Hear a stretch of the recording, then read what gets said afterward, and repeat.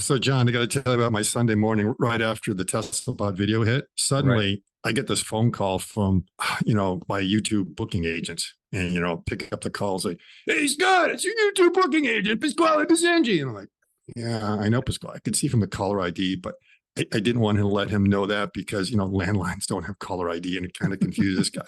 And I just hear him chomping on his stogie back there.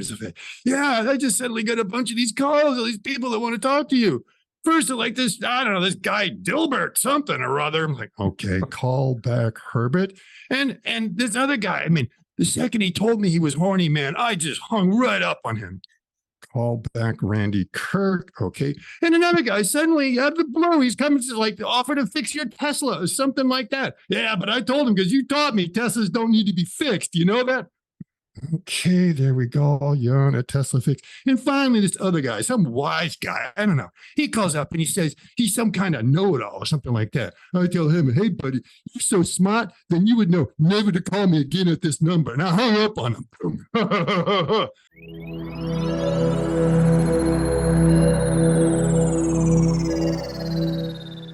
Hey, y'all, it's Dr. Know-It-All. Guess who I'm with again? It's Dr. Scott Walter. We are back together again. Both of us apologize for Saturday's video that had less than ideal quality audio on Scott's end of things. Thank you. It was actually very popular and people were willing to put up with it, but we are in a better environment now with more controlled audio. So we are going to somewhat revisit, but also move on from that previous topic. Going to talk more I about can turn the vacuum cleaner on again if you want. Oh, please do, because that would be the ideal circumstance. Yes, let's avoid that. So we're going to talk more about TeslaBot, and of course, this is all, to be very explicit, this is all related to full self-driving, especially version 12. Although 11.4.7 just dropped, and I don't know if you've seen it yet, Scott, but the OG tester, have you seen it? Have you gotten it? Not yet. No, okay. I have. Yeah, well, I have 4.7, but I think it's a 4.7.1. 4.7.1. Sorry, yeah, 4.7.1. Yeah, Chuck Cook said it's out there, but I haven't noticed an update in my car yet. And I'm in the middle of going to pick up my new car in like 2 days, and I don't even know what the status of full self-driving is. I said transferred, so it's quite possible I haven't driven my other car and may not have full self-driving anymore on it. So it'll be back a little bit because you're getting hardware 4, right? Oh yeah. But I'm just saying, I don't know that I have full self-driving at all on my white one anymore. Because it said transfer. And when I pushed the button, it said transferred. So I haven't driven it since then. So you just haven't picked up the car. Okay. I'm just a plebe at this point. I don't have full self-driving at all. So anyway. Well, you should do a video on how bad it is to drive without full self-driving. Actually, our black Model 3 that doesn't have full self-driving the lane keeping is excellent. It really is good for an included product. It's shockingly good. Anyway, and then of course I've been carrying on a very large debate with getting the new car, whether I'm going to spend the referral points to get the full self-driving boost, or not full self-driving, the acceleration boost, because it's a half a second, which doesn't seem like a lot, but I'm also like, ooh, it'd be a lot of fun to go even faster. John, the way you go through tires, no. I know. I can just go through them even faster than I did before. I'm going to do it. I think you get 48 hours to make a decision, so you can buy it and then decide whether you're going to do it or not. Anywho, so let's talk about the TeslaBot video. What specifically do you want to talk about? Because my video came out today as we're recording this. It'll be yesterday as this happens. You can check that out if you haven't seen it yet. But I think, Scott, you had a bunch of questions, and so we're going to try to tear this apart a little bit more about how TeslaBot and full self-driving learns and remembers things, and also how it can infer them, how it can repeat those actions at runtime. So yeah. Right. Yeah, so there were a lot of very good Twitter threads out there, sort of speculating. I wasn't very, very informed speculation by people who sort of know a lot. And I think some of them wasn't necessarily informed speculation. Wasn't actually people within the group that sort of said a little bit, and then you were trying to get us to understand what was going. Because I remember a couple of them. It was quite the word salad that I was trying to go through. I was like, man, that's going to be a really hard one to digest. And it wasn't like they were making things up. It's like, okay, I see the stuff in there and I understand that it definitely does connect together, but I'm not quite sure all the rationale, everything behind it. But I think what it comes down to is some problems are so intractable, you can't just solve it with one tool. You have to use every single arrow in your quiver to sort of be able to get to it. because when you do that, it works. So there's some tools that can quickly give you an estimate of something that's going on, but it's not the right answer. It's kind of close. And then you need something that's able to refine it and improve it. And so it turns out you never want to start out with a completely blank slate. You want to already have something in there that gets you going. And so from your video, there were a couple of things in there that maybe we can go over to help everyone sort of understand some of the concepts. Like one of them was Monte Carlo, which I think is the first one, right? And Monte Carlo is very common because when you have a lot of numerical algorithms, you always end up falling in like the local minimum or maxima, however you want to look at it. And you never really know. So the whole idea is to just kind of randomly have a bunch of starting points. So you might fall into a lot of different local minimums and maximas, and then you might find out what is actually the global minimum and what is the global maxima. And that's part of what Monte Carlo will do, is it'll allow you to go do some random paths. Now, for people who don't quite understand it, the Marvel movies sometimes just do a fantastic job of taking a very complex concept and distilling it down to a point that you can pick it up in 10 seconds. And that is what Doctor Strange does. So you remember there's like one point where he goes through and he simulates in his head all the possible outcomes of everything they're going to do, every single possibility in there. It's like, and he does like, I don't know, 49 million something. Different things. So it's like only one that works. It's Infinity Wars, right? Infinity Wars. And he's sitting there, you know, kind of in his little yoga pose there and just floating, and you see his head going back and forth because he's looking at all those. And of course, that's the same way, you know, it works with chess, is that you look at all the possible avenues you can go down, and then you somehow weight those things to try to figure out that this seems to be the one that's going to give us the best result. You know, and obviously it can't get all the way down there because it doesn't necessarily know. Well, it's kind of anticipating what the other side's going to do. You have a lack of information, and that's the problem. Right. You don't know. And the thing about you know, things like chess is that there, you know, while there's a lot, there's still a finite number of possibilities of what's going on. And now the other thing that I was saying is I guess with you were saying in many cases you have sort of that short term versus long term, and a lot of times you don't know what's the correct answer till you've played it all the way through. And it's kind of hard to tell which is the best path. And there are other algorithms which are able to already do that. And of course, one of our favorite algorithms is A-star, which is used for navigation. And that's one that's built in the cost function as you go along. So it quickly starts pruning the tree to say, don't bother going down there. We've already proven that that's going to be a dead end. You don't want to do that one. You want to go another particular way. So there are some that will go ahead and do it. And I was sort of wondering, it's like, well, wait a minute, you know, why aren't they taking like an A-star approach where they can start getting some weighting? Or is it because it's arbitrary? Because when I always looked at chess and they say, well, yeah, a pawn is worth 1, and I don't know, there's a bishop worth 3 or something like that. It's like, well, why is it 3? Wasn't it like 3.5 or some other thing? I never quite, and it's because that's everyone's kind of best guess of what's going to work. And you use that as a rule of thumb. But, and this whole idea of where you are in the game of like who's winning, again, is very arbitrary because no one really knows whether you are truly winning or not. It's just based on maybe some percentage outputs or outcomes. Yeah. So, oh gosh, there's a lot to unpack there. So the first thing is there's always explore, exploit, that duality. And you were talking, the Monte Carlo is a good way to do the explore, not so good to do exploit, because it's kind of spray. It's like a, you know, shotgun blast. It's just like spraying out a bunch of buckshot to see what hits the target. So it's a good way to get an initial point, but you need something else to do the exploit part. Once you're like, oh yeah, this is probably the best path, then how do you exploit that? How do you focus in? And another part of the problem is simply the lack of knowledge. So I was saying that in more technical terms, engineering terms, and saying that you don't know the loss function, you don't know the time evolution of the sequence of steps, but you could just say that it's basically, you just don't know. It's the unknown. And so even a game of chess, the reason you can see the board, you know where all the pieces go, you know how they can move. The problem is you don't know what's in the brain of the other guy.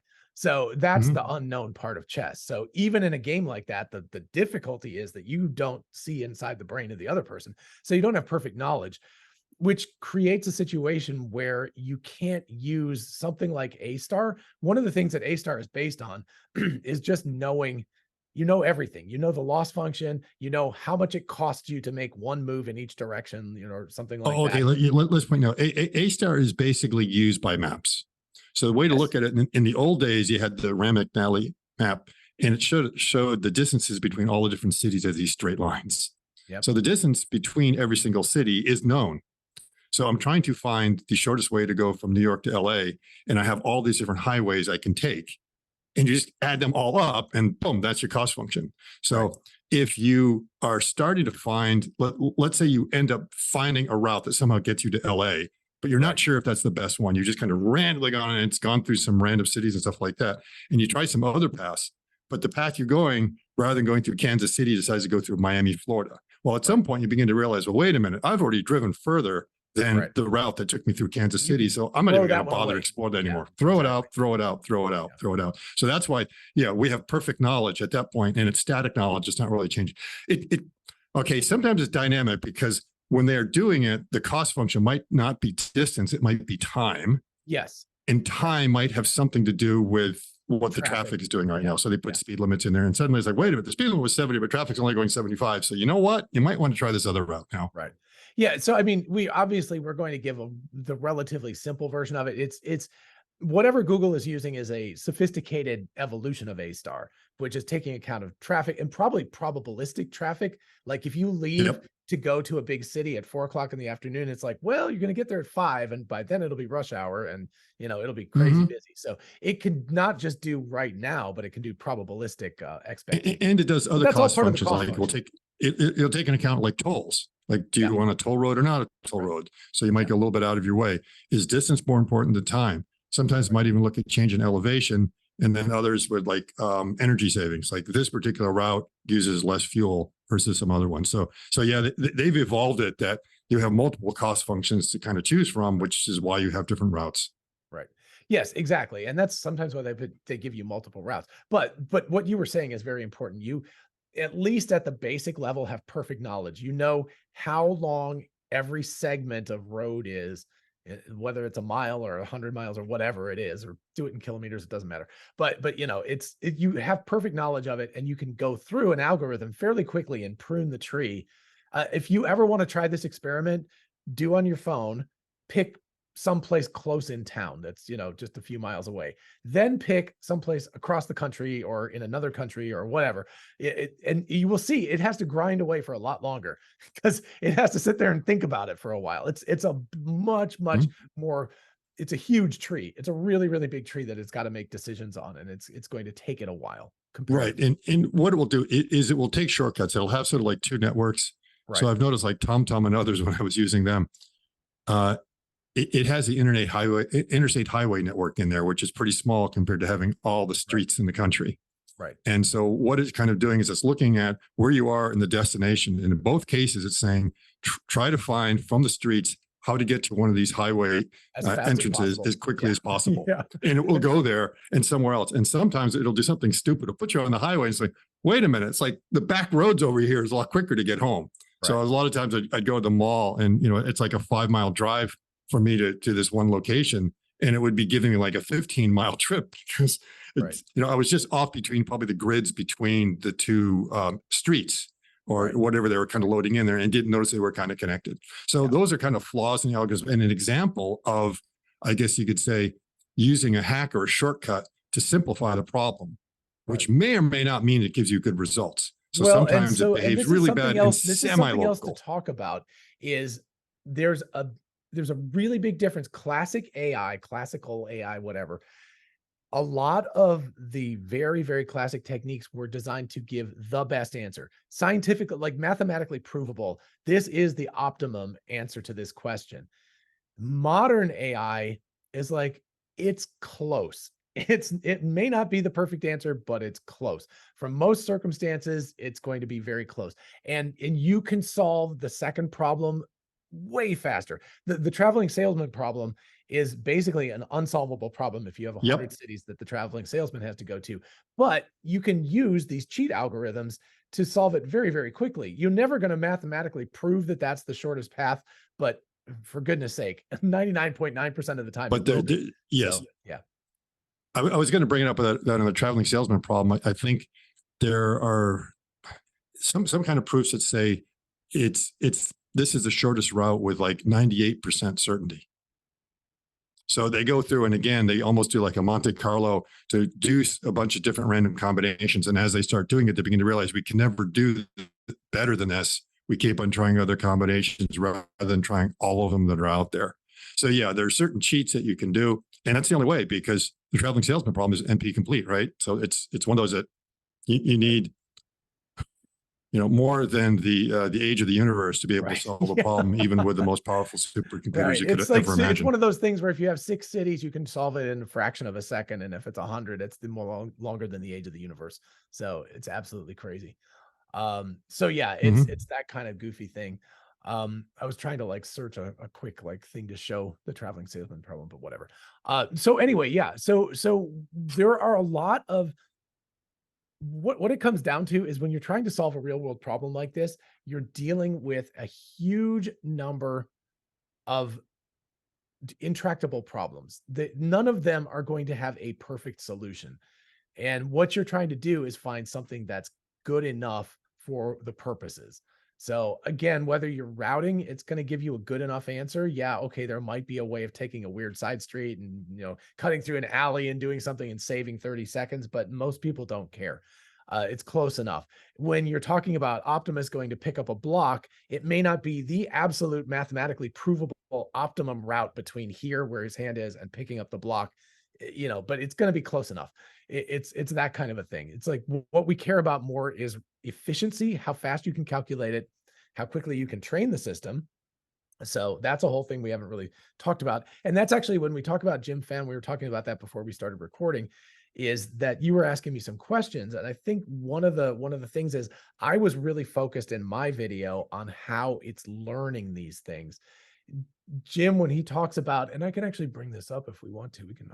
All right. So Jim Fan, by the way, who up here is works for NVIDIA's senior AI scientist. I wanted to make sure I had his title correct, but anyway, he is obviously somebody who knows what the heck he's doing. And this is really cool. I'll put a link to this in the description so you can read the whole thing because it's a lot.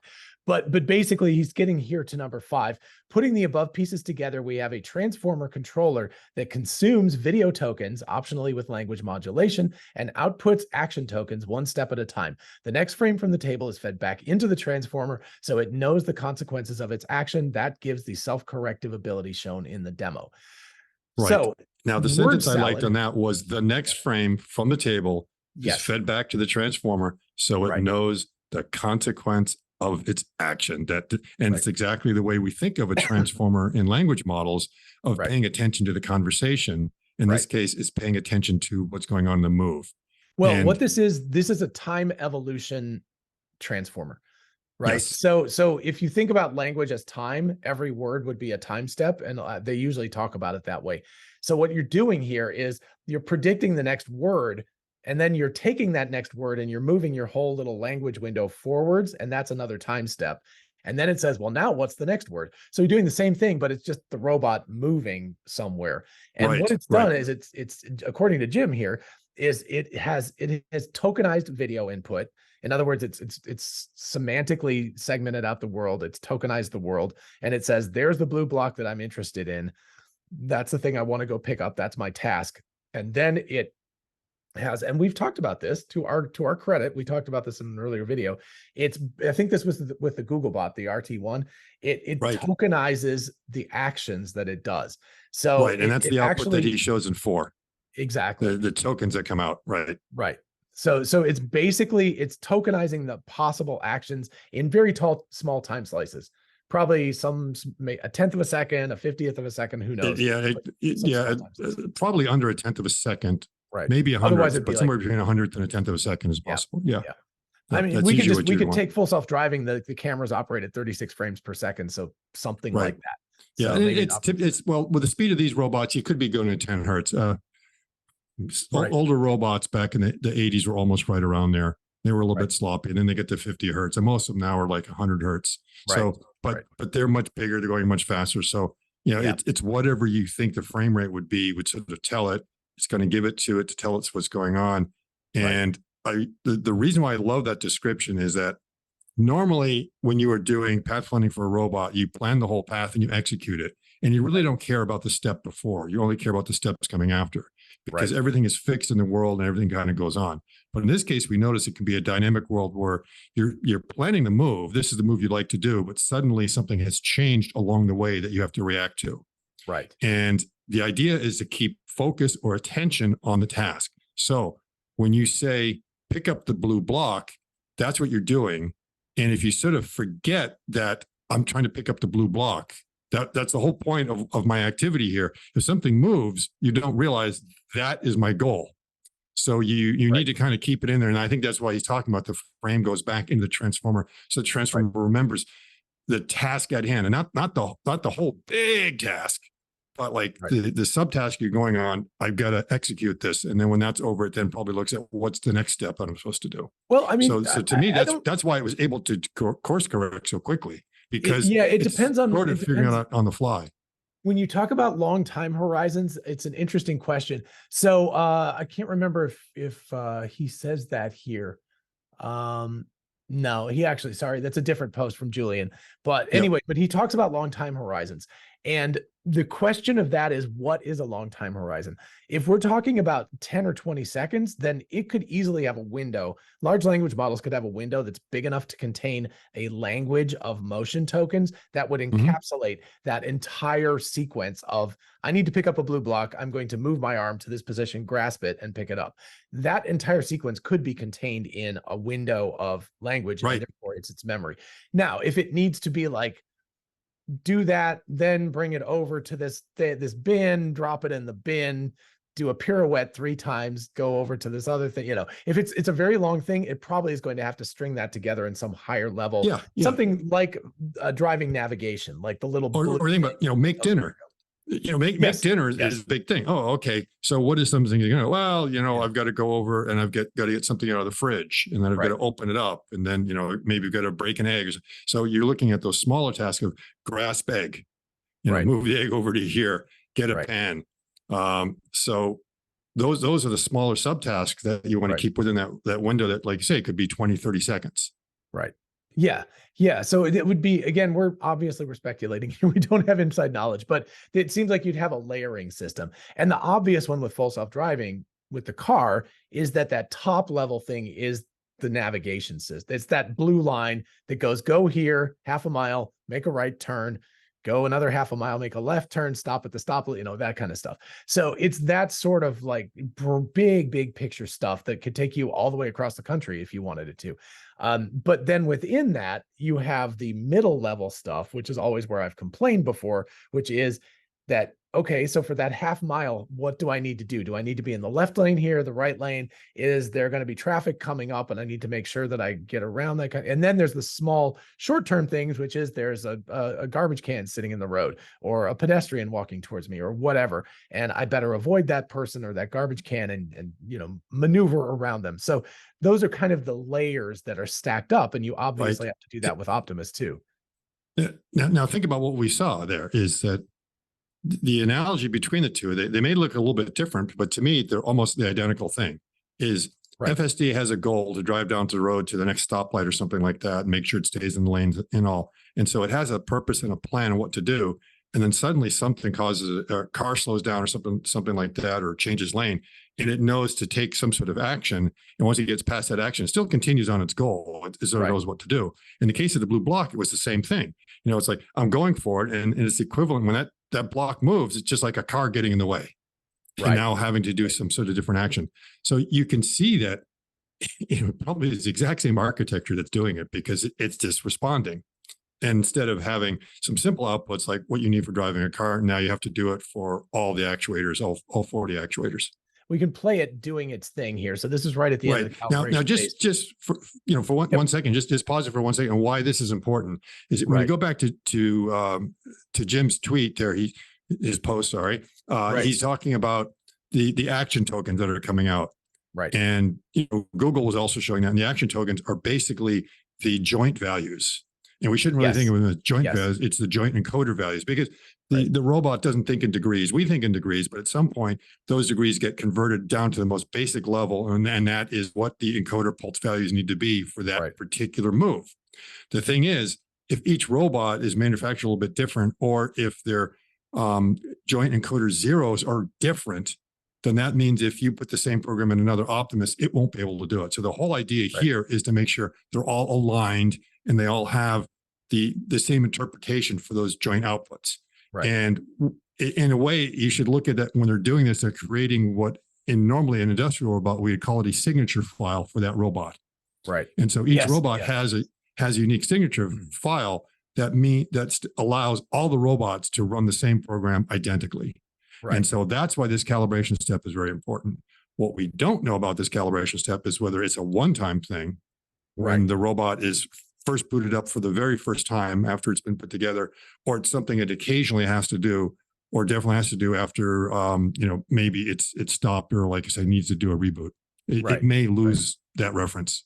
Well, and I think with the car, there's a one-time with the Teslas, it calibrates itself. I'm just going to go pick up the thing, and for the first hour or so, I start driving. It'll probably be like calibrating. But I think with the bot, the likelihood is probably that every time it sits for a while, it needs to recalibrate. It's possible. It's complicated enough that it has enough slop that. It's one of those things like industrial robots, in theory, so long as they haven't, bumped in anything or had any severe maintenance, they should be the same. But in the old days, the encoders would drift a little bit for whatever reason. And I think it's just because they would lose some counts here and there and things would get off of it. But in theory, they shouldn't. So most industrial robots, there's a complex setup in the factory to do this for them. So it's a one-time thing, you send it out. And I was almost thinking, well, I mean, wherever is being built, you could have the same complex setup and it just goes over there and it does some calisthenics. And from that, you grab the information and that should be done. But it looks like by building it into Optimus, that's rather interesting. And it either means they just said, well, we can just build an Optimus for the fun of it. Let's just go ahead and do it. Or it really does have a purpose that the occasion they want to do it to recalibrate. Especially if you do service out in the field. It's like, I had to go, the wrist is broken, I've got to replace it. And then you put it in there and now your encoders are all kind of screwed up. You would like to say, not bring it back to the factory. So that could be another reason why. Yeah, well, but also again, let's just remember that the manufacturing process, the more, the tighter the tolerances, the more expensive it's going to be to build. So it seems like if you can use software to compensate for the fact that your tolerances aren't perfect, and so there could be a little slop and they can slide around and move over time. If it takes it a minute or 30 seconds to recalibrate, no big deal. It looks like it doesn't take it that long to recalibrate. It's just kind of like it does its little Now there are many sources of error in a robot arm. The largest source of error is the joint zero positions, which is what they're going for there. And that was usually the one that took care of everything. But there are many others. And if you do enough measurements, you can tease all those properties out. So they can go after one another. So it could be the arm's a little bit longer or shorter than you expect it to be. Something is a little bit misaligned. You can get all that information. It could also be something as a result of temperature or wear and tear. So, you think about it, amazingly, our proprioception works even though we have muscle atrophy and growth and everything over our lifetimes. So they're probably thinking the same thing. It's like, it's just going to drift for some reason because of environmental conditions, whatever. So they just go through every day and then try it again and again and again, especially if it's as easy, just kind of, getting up and stretching. Okay, I'm calibrated. And I mean, they basically say that, right? It self-calibrates, it says self-calibration, and it uses joint position encoding and vision. And then, we can get on to the sorting process here that happens at C. And so, you can see very efficient, very elegant. The motion is smooth. And I really like this POV shot. And again, it doesn't really care where it ends up in the tray so long as it's in the tray. Right. It's not trying to put, instead of putting in what's most comfortable position, or maybe almost like the shortest route to get it there. Exactly. So, yeah. To kind of get it there and far enough away. And it's like, oh, okay, that one there.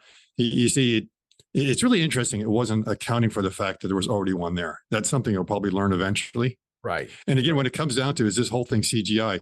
Look, when I put a simulation together and I see little things like that, I take it out of the simulation so it's never a problem. I know.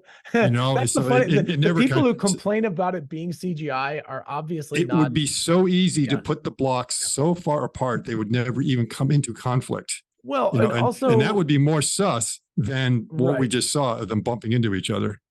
And you'd fix it. Like, it's like if you see Yeah. that error when you're doing CGI, you fix it. You don't leave it in there. Oh So yeah. Yeah. it's like, come on, how Absolutely. bad do you think they are at this? So, Absolutely. but yeah, so you can And see. what I like is this whole idea of, you know, sideways gravity. That's not sideways gravity. That's called impulse. Yeah. Yeah. You know, So it's just let's momentum take, transfer between a heavy object to we're a light talking object. about that, let's talk about this particular moment. Let me slow it down. So let me play it back at 0.5%. It's right here. So he's putting the blocks down and it's going to complain. This is the part that people are complaining about, right? Sorry, next one. Here. Right there. It bumps into it. Yeah. And you could see it's like they're complaining right here that it's, let me see if I can go through frame at a time. So he's moving. And then the complaint is that that other block that's on the ground or that's on the table already moves sideways. But if you look, you can see he puts it down. It clearly comes in collision with one of the cylindrical tabs that's coming up. Right. Right. So, and then you can also see that like the pinky and the ring finger kind of hit it. So yeah, it's ridiculous. It's like, sorry guys, it's not CGI, but it's a very big compliment. If it looks like it's not real, then people are freaking out and they're like, oh my gosh. Well, So next time I got to point something like that out so I can also get over, you know, what, 3 million views or something like that for making up nonsense. Right. Right.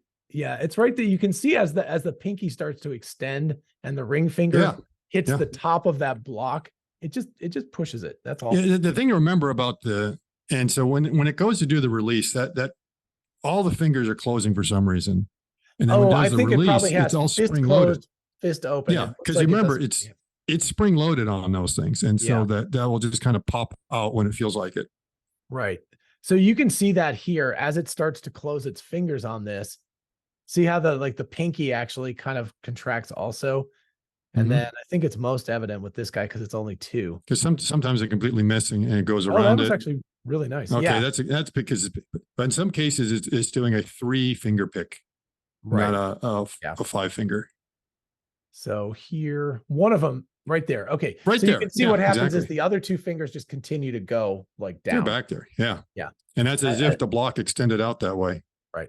Well, and again, I think it's just because the command is close the fingers and it's like there's compliance. So as soon as it hits something, they stop, but the other ones keep going. And again, it's not picking up the block with a lot of precision. An industrial robot tries to always pick it up right from the center of the block, you know, find that target if the camera system could do it. And Optimus is just like, just whatever's good enough to pick it up. And we're the same way. It's not like we pick up a bottle or pencil exactly the same way every time. There's always a little bit of slop. It's like, you know, I just pick it up as good enough. I'll pick it up next time differently than I just did. So it doesn't matter. So yeah. So it's behaving in a very human manner and it's very cool, but I think it's the most evident when we have the guy interfering with it. Hold on. So as you can see it course correct. It picks up the block. Yep. It's going for it.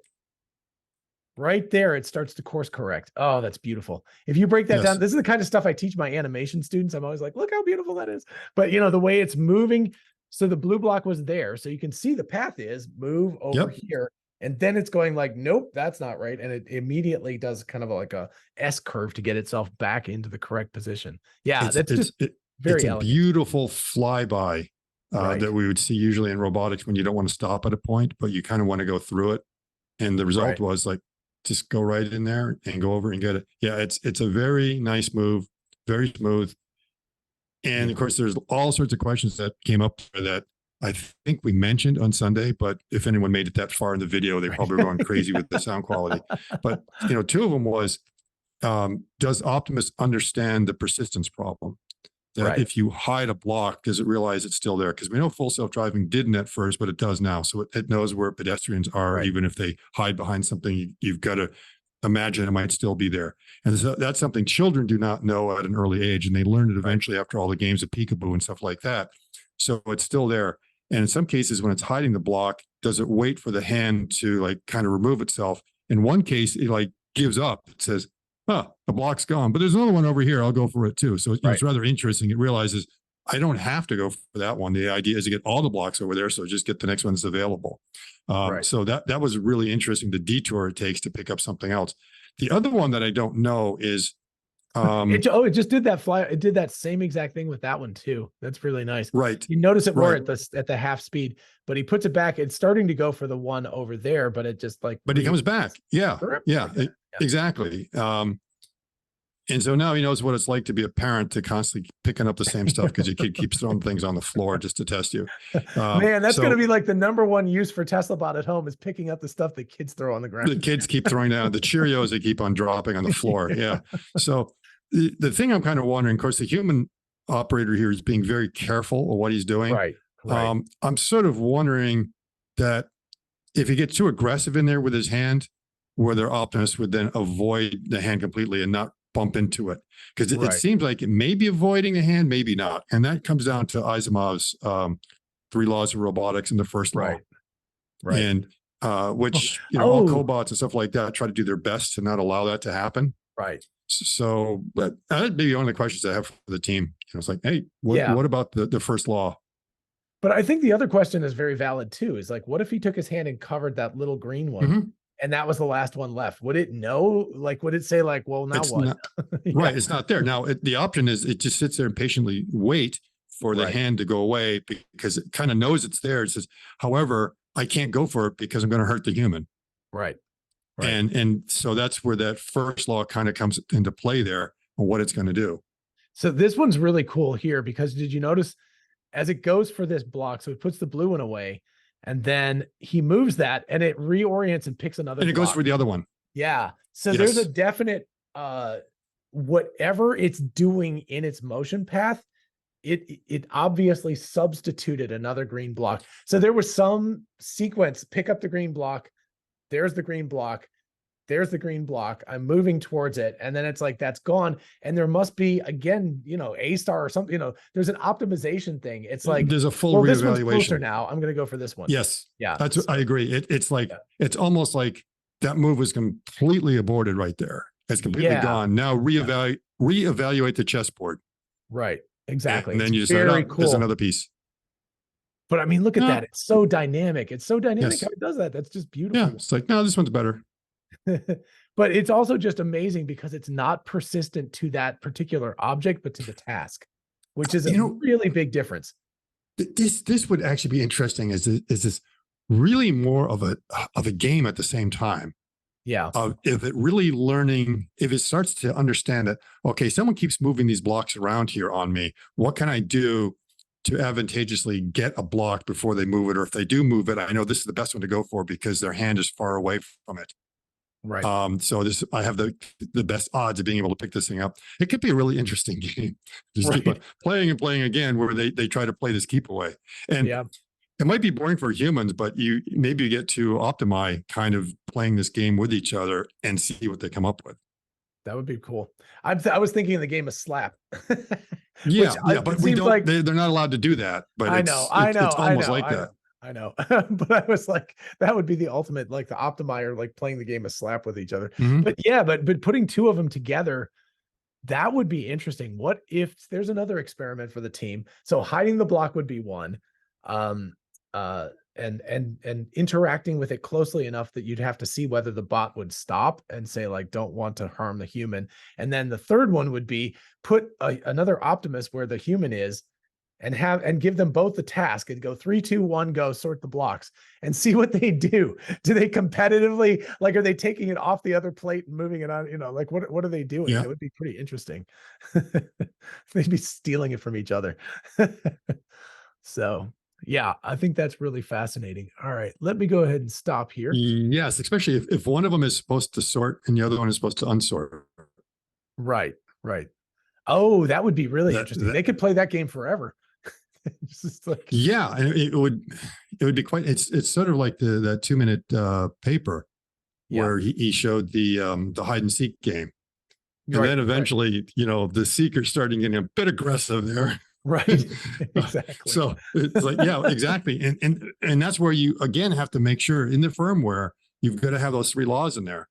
So the robot has to make sure no harm comes to itself. And at the same time, it shouldn't really hurt one of the other ones.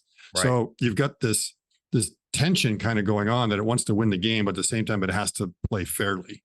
Right. And because it doesn't have a let's say emotion or a temper, it shouldn't just say, oh, okay, push the other Optimus out of the way and I grab all the blocks. Right. But, Exactly. Gosh, you never know. I mean, would they figure something like that out, that the way to stop the other one from unpacking everything I'm trying to do is to push the other one out of the way?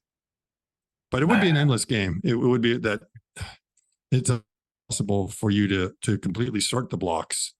Right. Because the other one's going to be unsorting, and yeah, it would be a Sisyphean task. What's that Jean-Paul Sartre, the weak flow, no exit? Like, oh, no. You know what they would do? It's your hell. Oh, one of them is one. Oh, no, it's not Sisyphean, because Sisyphus goes on forever. Yeah. But the Optimus, they can only go about 8 hours before they run out of power. Now, it depends upon how much energy you expend. And I wonder if one of them is going to figure out how to make the other one work harder. And I'm just going to sit there and go easy. I'm only using 100 watts here, and he's using 500. He's going down pretty soon here. So it's the old rope-a-dope strategy there. You're just going to sit there and like, do that and see. So, oh, that could be interesting. And I think Gary Schneider had brought this up before. He wanted to see what it's like if two Optimi play together in a room. Right. To see what evolves. So anyway, yeah, I mean, we could obviously have a really interesting simulation. If the team wanted to do that, they could run it 1,000,000 times in simulation and see what came up without even having to use real optimize. So that would be optimizing Optimi. There we go. That would be pretty cool. But anyway, it could be really interesting, because will Optimus become aware of its charge state and then assume, well, wait a minute, this other Optimus also has a charge state. And then if it knows how to play with its own, whether it starts thinking about what's going on there. And then the first question they would ask or try to figure out is like, so were you freshly charged, or kind of being aware of whether, or assuming, well, I'm freshly charged, he's freshly charged. So that would be part of the strategy. We'll see. Well, if it can not only have a sense of self, but project into the other and have a sense of what, like guessing what it's charged, that actually that evolves to a level of consciousness. I would have to say you're pretty conscious if you're projecting consciousness onto another creature and strategizing based on the likelihood of that. So that is really interesting. Okay. Very, very cool. We're going to save, we have other things. I want to talk about Optimus training, and this was mostly about inference and actually using the action, which is fine. But I think let's save the others for another conversation, because I know you're busy. I have to go eat some dinner. I heard my wife upstairs calling. She's like, it's dinner time. So I'm like, okay, it's time to go. Anyway, thank you so much, Scott, for being with me. I hope everybody enjoyed this conversation and enjoyed the better quality a little bit, although we did have a few technical problems throughout this whole thing, but we'll edit those out and smooth them out. But anyway, thank you again so much for being with us. I appreciate it. Yeah, it's great to be here. And my voice is going to be pretty hoarse before the week is over, I'm pretty sure. I know. Yeah. Enjoy your internet fame and stardom, and also travel safely tomorrow. And of course, no, it's the day after, but day after. Sorry. Travel safely on Thursday. Well, maybe it is tomorrow by the time this comes out. That's right. I guess. Yeah, there we go. So by the time this video comes out, travel safely tomorrow. Anyway, have a good day. Travel safely on Thursday when you go back to Michigan. And everybody, please do the like and subscribe, follow Scott on Twitter and all that good stuff. And of course, I will see you in the next one. Bye-bye.